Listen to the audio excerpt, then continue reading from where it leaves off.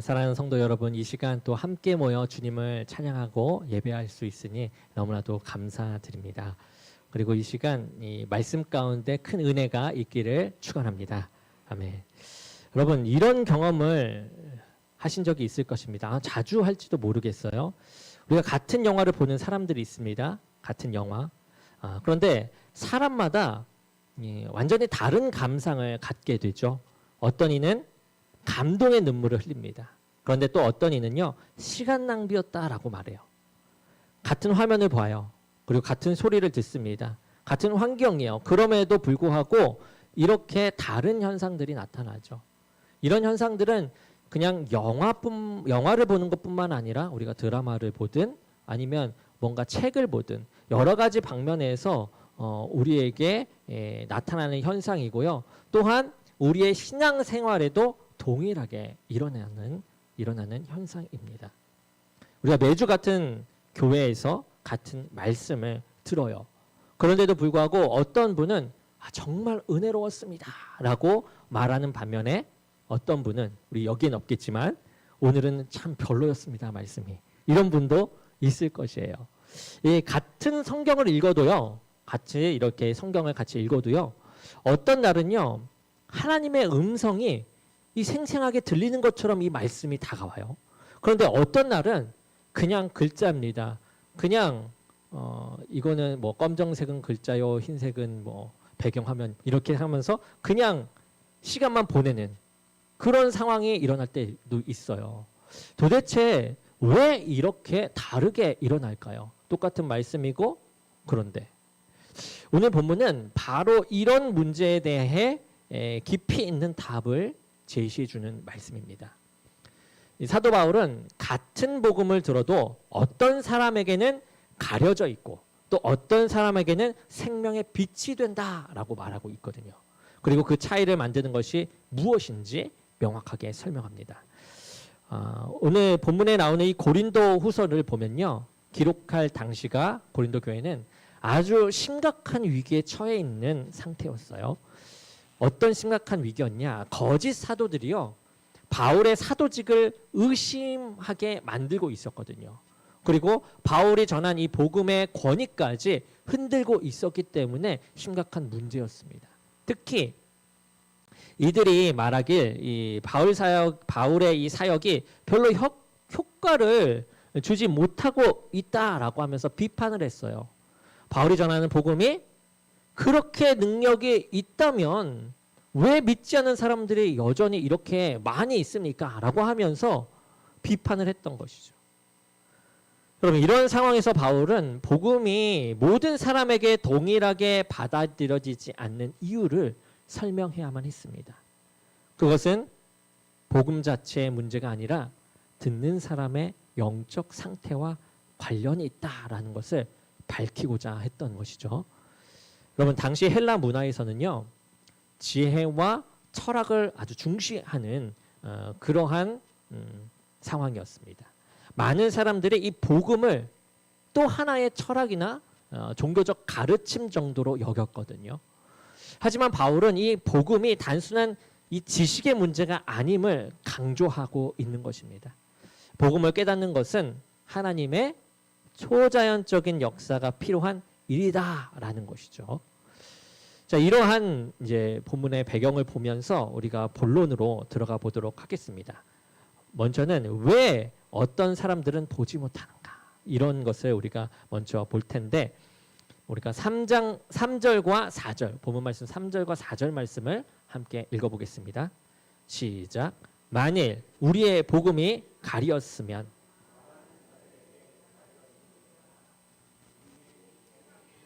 믿지 않냐는 자들의 마음을 혼미하게 하여 그리스도의 영광의 복음의 광채가 비치지 못하게 함이니. 아멘. 광채. 아멘. 여러분, 성경의 궁극적 목적이 무엇인지 아십니까? 무엇입니까?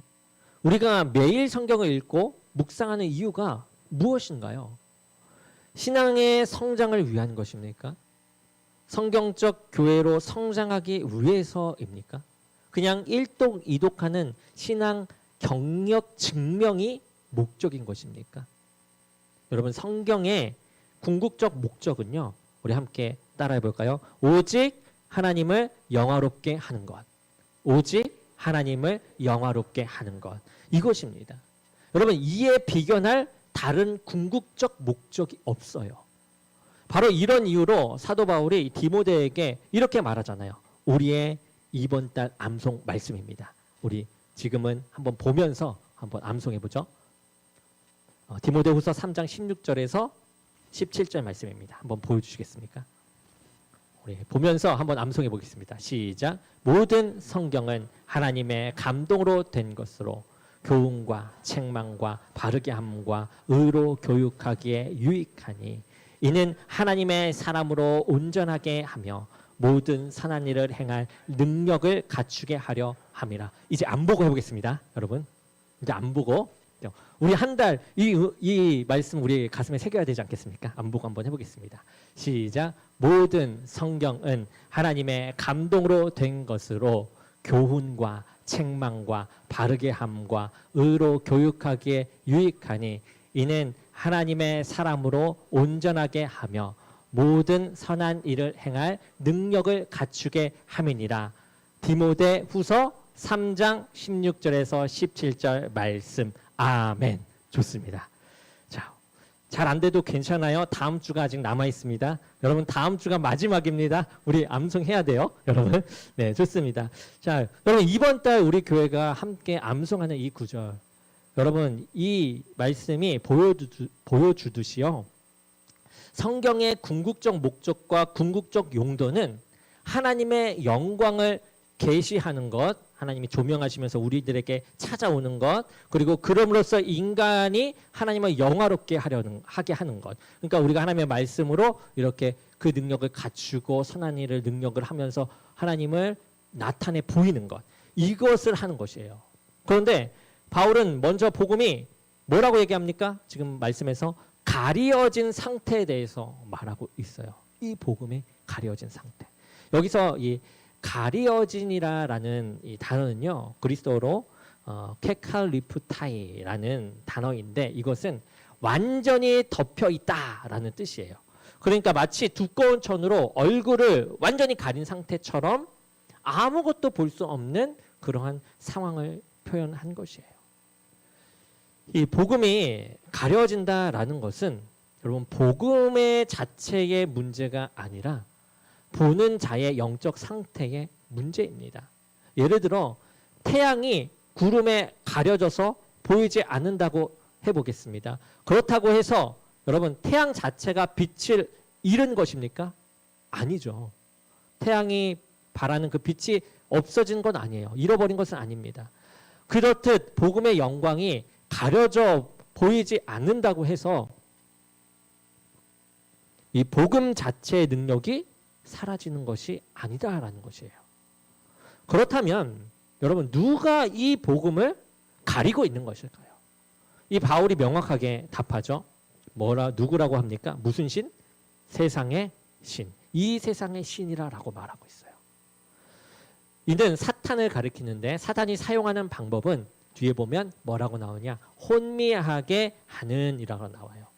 그리스어로는요, 이 에티플로센이라는 단어인데 이 뜻은요, 그리스도의 뜻은 눈을 멀게 하다라는 뜻이에요. 우리는 혼미하게 하다라고 이렇게 번역해서 놓았지만 이 그리스어로는 눈을 멀게 하다라는 의미예요. 그러니까 물리적 실명이 아니라 영적인 분별력을 잃게 만드는 거죠. 눈이 이제 안 보이니까 어디로 가야 될지 모르는, 그리고 어느 방향이 맞는지 모르는 그런 분별력이 잃은 상태를 말하는 것이에요.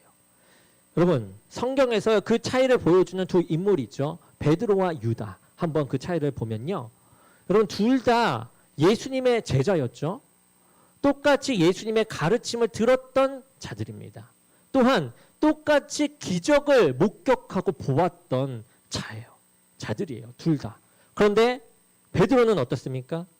예수님께 주는 그리스도시요 살아계신 하나님의 아들이십니다 라고 고백을 했고요. 반대로 유다는요, 어떻게 얘기했냐? 마태복음 27장 4절에 내가 죄 없는 피를 팔고 죄를 범하였도다 라고 하면서 절망을 해요. 여러분 같은 것을 보았어요. 그렇지만 완전히 다른 반응을 보였다라는 것이죠. 여러분 이것이 바로 영적 시각의 차이인 것이에요. 어떤 사람에게는 예수님이 단순히 훌륭한 선생이나 도덕적 모범에 불과해요. 그렇지만 또 어떤 사람에게는 구주이시며 주인이 되는 것입니다. 우리가 같은 성경 말씀을 읽더라도요. 어떤 사람에게는 상당히 고리타분한 옛날 이야기예요. 그렇지만 또 어떤 사람에게는 정말 내 안에 들어오는 생명의 나를 살게 하는 생명의 말씀이 된다라는 것입니다. 여러분 혹시 여러분 주변에 복음을 들어도 별다른 반응을 보이지 않는 분이 계십니까? 그들을 향해 우리가 실망하거나 포기하지 말아야 합니다. 대신 그들의 영적 눈을 가리고 있는 보이지 않는 장막이 있음을 기억하고 하나님께서 그 장막을 벗겨주시도록 우리가 더욱 간절히 기도하며 나가기를 원합니다. 아멘. 그래서 이 시간 먼저는 우리가 주님께서 우리의 영적 시야를 더욱 밝게 열어주시도록 나아가는 우리 모두가 되기를 축원합니다. 아멘. 다음 두 번째는 하나님의 드러난 영광, 하나님의 주권적 조명을 우리가 보게 될 건데 우리 6절을 함께 읽어보도록 하겠습니다. 6절 자 함께 읽겠습니다. 시작. 어두운 데에 빛이 그 하나님께서 예수 그리스도의 얼굴에 있는 하나님의 영광을 아는 빛을 우리 마음에 비추셨느니라. 아멘. 아멘. 여러분 이 6절에서요. 아주 바울은 놀라운 전환을 보여주고 있는데요. 이 혼미하게 가려져 있던 복음의 영광이 이제 어떻게 드러나게 되는가? 이거를 지금 설명하고 있는 거예요. 그 주체는 다름 아닌 하나님 자신이었습니다. 하나님 자신. 자, 계속해서 보죠. 바울이 사용하는 표현이 매우 인상적인데 지금 이제 어두운 데에서 그러니까 어둠 가운데서 빛이 빛이라 말씀하셨던 그 하나님이라고 얘기하고 있죠. 여러분 이것은 우리가 창세기 1장 3절을 보면요. 하나님의 이르시되 빛이 있으라 하시니 빛이 있었더라 라고 하시잖아요. 여러분 이 표현 신학적 의미로 보면 또 엄청나게 또 큰 의미가 됩니다. 그러니까 복음을 깨닫게 되는 것이요. 창조와 같은 하나님의 능력이 필요한 일이다 라는 것이에요. 창조와 같이 하나님의 능력이 필요한 일. 하나님의 말씀, 하나님의 강권하심이 필요한 일이라는 거예요. 창조 때부터 무에서 유를 만드신 하나님의 전능하신 역사가 이제 우리의 영적 깨달음에도 분명히 필요하다라는 그러한 뜻인 것입니다. 아멘. 여러분 18세기 신학자 그리고 목회자였던 조나단 에드워즈라는 분이 계신데 이분이요. 이 표현을 많이 썼어요. 우리가 지금 말한 이 표현. 유난히 많이 사용했는데 그는 미국 독립 이전 현재의 미국 동부 보스턴 지역에서 살았습니다. 당시 그곳은 매우 종교적이고 종교에 친숙한 문화를 갖고 있었어요. 그러니까 뭐가 뭔지 잘 아는 사람들이 많았다는 거죠. 그런데 그럼에도 불구하고 이 조나단 에드워즈가 성경에서 하나님의 영광을 봅니다 라고 외치는 이 표현은요. 그 당시에 많은 교인들에게 당혹감을 주는 표현이었어요. 심지어 반감을 주는 표현이기도 했습니다. 왜냐하면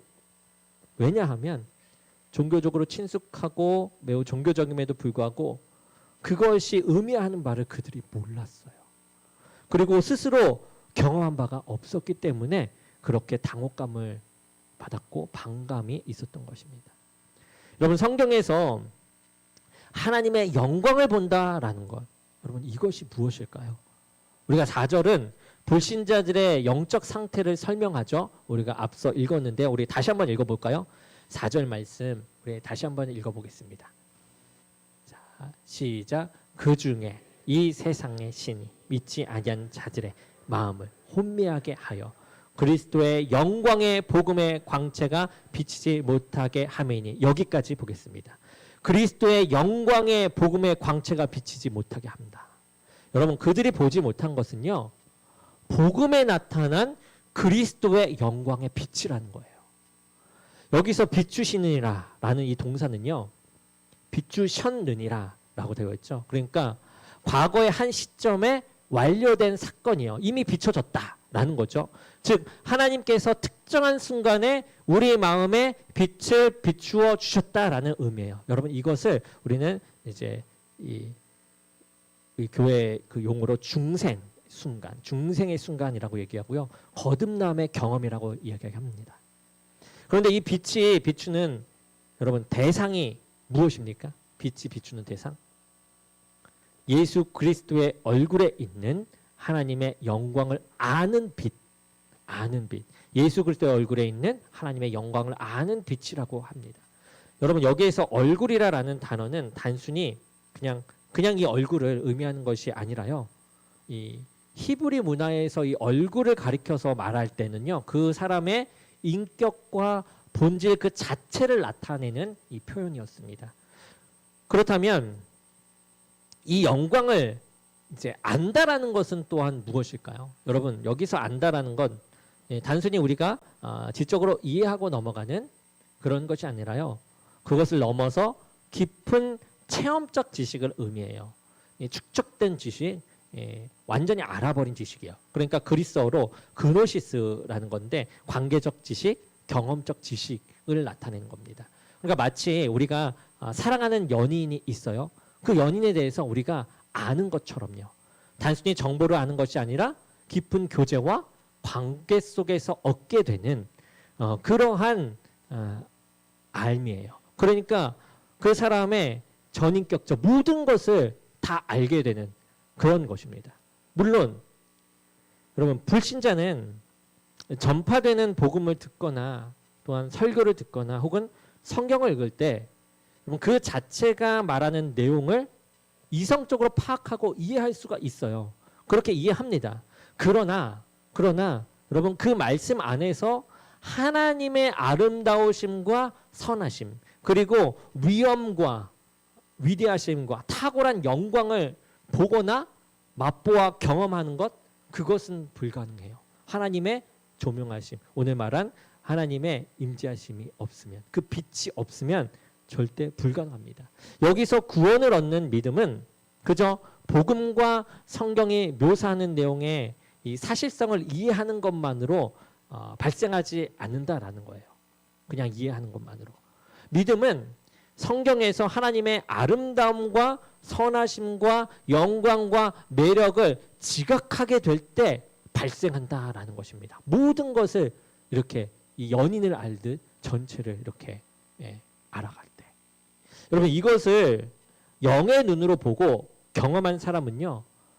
결코 이전의 모든 영광, 이 세상 가운데 누렸던 그 모든 영광을 하나님의 영광과 비교할 수 없게 돼요. 하나님의 영광이 얼마나 큰지를 알게 된다는 거예요. 그는 완전히 새로움을 경험하게 된다는 것이죠. 이것은 너무나도 신비로워서 우리가 말로 다 표현할 수 없다라고 다 설명할 수 없다라고 느낄 정도의 그런 감탄들입니다. 머리로 알던 하나님을 우리가 이제 가슴으로 만나게 되고 가슴으로 만난 하나님을 한없이 사랑하게 되어 품겨져 내보내는 그러한 모양이죠. 이 하나님의 영광을 보는 것은 여러분 우리의 노력이나 자격으로 얻을 수 있는 것이 아닙니다. 이렇듯 하나님의 영광을 보는 것 우리의 노력이나 자격으로 얻을 수 있는 것이 아니에요. 오직 하나님의 주권적인 은혜로만 가능한 일이다라는 것이죠. 여러분 우리가 성경을 읽기 전에 먼저 이렇게 기도했으면 좋겠어요. 우리가 성경 매일 읽지 않습니까? 365일 읽는 이렇게 읽으면서 읽기 전에 우리가 함께 기도하는 거예요. 하나님 제 영적인 눈을 열어주시옵소서. 오늘 이 말씀을 통해 예수님의 아름다움을 새롭게 발견하게 하여 주옵소서. 그렇게 우리가 기도하고 말씀을 읽으면 단순히 정보로 얻어지려고 했던 얻으면서 나아갈 수 있었던 그런 것들이 그 말씀 속에서 하나님의 성품과 사랑을 찾게 되는 놀라운 역사가 일어날 줄로 믿습니다. 아멘. 그래서 이 시간 우리가 이러한 일을 할 수 있도록 주님께서 우리에게 영적 분별력, 통찰력을 새롭게 허락해 주실 줄로 믿습니다. 아멘. 계속해서 하나님은 이러한 영광을 지속해서 주십니다. 계속되는 조명이에요. 어떻게? 먼저는 하나님께서 전에 빛으로 우리가 중생하는 그 거룩한 체험을 했다면 이젠 성령님께서 계속해서 비춰주시는 조명이 있어요. 바울이 말하는 이 영광의 경험은 그렇게 일회성으로 그치지 않는다. 일회성 사건으로 그치지 않는다라는 거죠. 중생의 순간 하나님의 영광을 보게 된 성도들에게는 계속해서 성령님의 이 조명하시는 역사가 필요합니다. 계속해서 비춰지는 역사가 필요해요. 눈에서 수건이 벗겨진 이 중생한 신자라고 할지라도, 하나님을 믿는 자라고 할지라도 성경을 통해서 하나님의 영광을 보는 일은 여러분 자동으로 일어나지 않죠. 은혜를 필요로 하는 일이라는 겁니다. 은혜가 없이 한 번 중생했다라고 해서 그 영광이 계속 점점 커져 나가지 않아요. 여러분 그것을 성령님의 조명 또는 성령님의 내적 증언이라고 말합니다. 계속되는 조명이요. 성령님의 감동으로 된 이 성경을 통해서 하나님의 영광을 맛보는 것, 그것은 중생한 성도가 하나님께 영광의 빛을 받은 성도가 자동으로 누리는 것이 아니라 여전히 성령님의 도우심이 필요한 일이다라는 거죠. 성령님의 조명은 성경에 무언가를 추가하는 것이 아닙니다. 조명은 성경을 이해하고 그 안에서 하나님의 영광을 보도록 그 마음을 밝게 비추어 말씀을 마음 깊이 수용하게 하는 성령님의 은혜로운 역사예요. 그런데 우리가 여기서 오해할 수 있는 부분이 있어요. 오해하지 말아야 할 것은 성경이 하나님의 영광을 드러내고 증거하는 점에서 뭔가 부족해서 이 성령님의 조명이 필요한 것인가? 그것이 아니다라는 거예요. 성령님의 조명이 성경을 하나님의 말씀으로 만들거나 또 되게 하는 것이 아니에요. 여러분 성경은 이미 그 자체로 완벽하고요. 충족한 하나님의 계시입니다. 다만 우리 자신의 불완전함과 이 부족함 때문에 성령님의 조명이 필요하다라는 사실이에요. 이해적인 부분에서 성령님의 도우심이 없으면 하나님을 알아갈 수가 없어요. 이해할 수가 없어요. 하나님이 이미 주신 것을 우리가 이해할 수 없다라는 거죠. 거듭났어도 성령님이 조명하실 때 우리는 우리 안에 없던 새로운 인식의 능력들로 성경을 보게 되고요. 그 안에서 하나님의 영광을 맛보고 또한 그 영광을 경험하게 되는 것입니다. 그래서 성령님의 이 조명하심, 그 은혜가 우리들에게 분명히 필요한 것이에요. 이런 관점에서 이 성경의 몇 구절을 볼 텐데요. 먼저 시편 119편 18절에서요.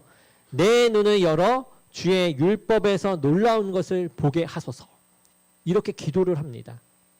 여러분 이렇게 기도하는 사람은 이미 하나님의 생명을 가진 사람이죠. 그럼에도 불구하고 그는 지금 기도하고 있는 사람은요. 주의 율법에서 놀라운 것, 하나님의 영광을 보게 해달라고 지금 기도하고 있어요. 우리가 이것을 봤을 때 성령의 조명하심이 왜 필요한지를 알게 되는 거예요.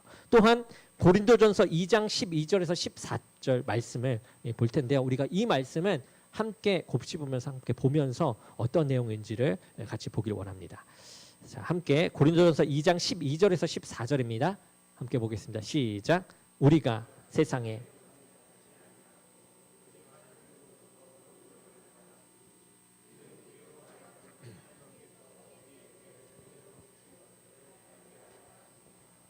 우리가 이것을 말하거니와 사람의 지혜가 가르친 말로 아니하고 오직 성령께서 가르치신 것으로만이 영적인 일은 영적인 것으로 분별하느니라. 육에 속한 사람은 하나님의 성령의 일들을 받지 아니하나니 이는 그것들이 그에게는 어리석게 보임이요 또 그는 그것들을 알 수도 없나니 그러한 일은 영적으로 분별되기 때문이라. 아멘. 여러분 성령님의 도우심 없어요? 그러면 성령의 진리를 온전하게 깨달을 수 없다라고 지금 이 말씀에서 지금 말하고 있는 것입니다. 성령의 영적인 분별, 그것이 이 영에 속해 있을 때 분별된다. 성령께서 가르친 것으로 우리가 분별된다라고 얘기해요. 또 한 구절을 더 보겠습니다. 에베소서 1장 17절에서 19절이에요. 우리가 말씀을 함께 읽겠습니다. 시작. 우리 주 예수 그리스도의 하나님, 영광의 하나님께서 지혜와 계시의 영을 너희에게 주사 하나님을 알게 하시고 너희 마음의 눈을 밝히사 그의 부르심의 소망이 무엇이며 성도 안에서 그 기업의 영광의 풍성함이 무엇이며 그의 힘의 위력으로 역사하심을 따라 믿는 우리에게 베푸신 능력의 지극히 크심이 어떠한 것을 너희에게 알게 하시기를 구하노라. 아멘. 아멘. 자, 지금 사도 바울은요, 에베소 성도들의 이 마음의 눈을 밝혀주시기를 지금 기도하고 있는 내용이에요. 왜 이런 기도가 필요합니까? 성령의 조명이 없이 우리가 스스로의 이성과 지적 능력으로 하나님께 속한 것들의 아름다움과 영광을 알 수가 없기 때문이에요. 성령의 조명이 반드시 있어야 한다라는 거죠. 그래야만 하나님께 속한 것들의 아름다움과 그 영광을 알 수가 있어요. 성령님의 이 조명이 없다면 우리는 이 성경을 통해서 단 1%의 확신에도 이를 수가 없어요. 이 말씀이 확신이 가득한 나의 말씀이다가 되지 않는다라는 거예요. 바리새인과 서기관들은요, 성경을 연구하는 학자들이었죠. 그렇지만 그 안에서 그리스도를 보지 못했어요. 그리고 그 영광을 알지 못했습니다. 여러분, 성령님의 조명은 우리로 하여금 성경이 하나님의 확실한 자기 계시라는 것을 확신하게 해요. 확신하게. 성령님의 조명이 없어도 여러분, 성경을 공부하고 지식으로 이해할 수는 있어요. 신학 논문도 우리가 우리 지식으로 충분히 쓸 수는 있습니다. 그러나 성령님의 조명이 있을 때 그 지식이 하나님을 향한 확신 있는 신뢰가 되어진다라는 것입니다. 성령님의 조명은 우리의 신앙생활을 아주 생동감 있고 아주 역동적으로 만들어줘요. 단순히 의무적으로 드리는 예배가 아니라 살아계신 하나님과의 이 만남이 되게 하는 역사가 이 성령님의 조명 가운데 나타나요. 우리가 매일 이제 말씀을 읽지 않습니까? 우리가 읽기 전에 이렇게 성령님의 조명을 구하는 기도 또한 우리가 습관을 들여 기도하기를 원해요. 성령님, 오늘 이 말씀을 통해 하나님의 뜻을 분명하게 깨닫게 해주시옵소서. 제 삶에 적용할 구체적인 방향을 보여주시고 그 가운데 살아낼 수 있는 힘을 더하여 주옵소서. 우리가 이렇게 기도하는 것이죠. 그리고 그 말씀을 읽은 후에 우리가 묵상의 시간을 가지면서 성령님께서 특별히 마음에 와닿게 하시는 구절과 교훈을 살펴보고 그 가운데 우리가 이제는 움직이는 것입니다. 움직이게 하시는 하나님의 영이 우리를 툭툭 건드는 거거든요. 그러면 그거를 이제 순종하며 움직이는 것, 그것이 우리에게 필요한 일인 것입니다. 그래서 여러분, 이 시간 주님께서 우리 모두에게 이러한 성령의 조명하시는 은혜를 풍성히 부어주어 하나님의 조명하심을 따라 움직이는, 그의 뜻을 분별하며 나아가 움직이는 저와 여러분 되기를 축원합니다. 아멘. 사랑하는 성도 여러분, 오늘 우리는 이 같은 복음을 들어도 왜 사람마다 다른 반응을 보이는가, 그리고 같은 성경을 읽어도 왜 때로는 감동이 되고 때로는 메마름을 느끼는가, 이거에 대한 답을 발견하는 시간이었습니다. 복음이 가려져 보이지 않는 것은 복음 자체의 문제가 아니라 이 세상 신인 사단이 사람들의 마음을 혼미하게 하기 때문이라고 했죠. 하지만 감사한 것은요, 태초에 빛이 있으라 말씀하셨던 그 하나님께서 우리 마음에도 빛을 비추어 예수 그리스도의 얼굴에 있는 하나님의 영광을 보게 해 주신다라는 사실입니다. 그리고 그 경험은 일회성으로 그치지 않죠. 성령님께서는 지속적으로 우리를 조명하셔서요, 하나님의 말씀을 더욱 깊이 이해하고 하나님의 영광을 더욱 선명하게 볼 수 있게 해 주십니다. 여러분, 이것이야말로 우리 인생에서 가장 중요한 문제예요. 다른 모든 것을 다 얻는다고 해도 하나님의 영광을 보지 못한다면 우리는 가장 소중한 것을 놓치고 마는 것이죠. 반대로 세상의 다른 것들을 잃는다라고 해도, 모두 잃는다 해도 하나님의 영광을 보는 은혜가 우리에게 있다면 우리는 가장 귀한 보화를 소유한 것입니다. 베드로전서 1장 8절에요, 사도 베드로는 이렇게 고백해요. 예수를 너희가 보지 못하였으나 사랑하는도다. 이제도 보지 못하나 믿고 말할 수 없는 영광스러운 즐거움으로 기뻐하니. 한 번 더 말씀드리겠습니다. 예수를 너희가 보지 못하였으나 사랑하는도다. 이제도 보지 못하나 믿고 말할 수 없는 영광스러운 즐거움으로 기뻐하니. 여러분, 이것이 하나님의 영광을 본 사람의 고백입니다. 육신의 눈으로는 보지 못해요. 그렇지만 영의 눈으로 주님을 보고 그 영에 취해 말로 표현할 수 없는 기쁨을 누리는 것. 이것이죠. 사랑하는 성도 여러분, 오늘 또 하나님께서 우리에게 예수 그리스도의 얼굴에 있는 하나님의 영광을 보는 그 은혜를 허락해 주시기를 간절히 기도합니다. 성령님께서 우리의 마음을 조명하셔서 말씀 한 구절 한 구절에서 하나님의 아름다우심과 선하심을 발견하게 해 주시기를 원합니다. 아멘. 그리하여 우리 모두가 베드로처럼 말할 수 없는 영광스러운 즐거움으로 기뻐하는 복된 저와 여러분이 되기를 주님의 이름으로 간절히 축원합니다.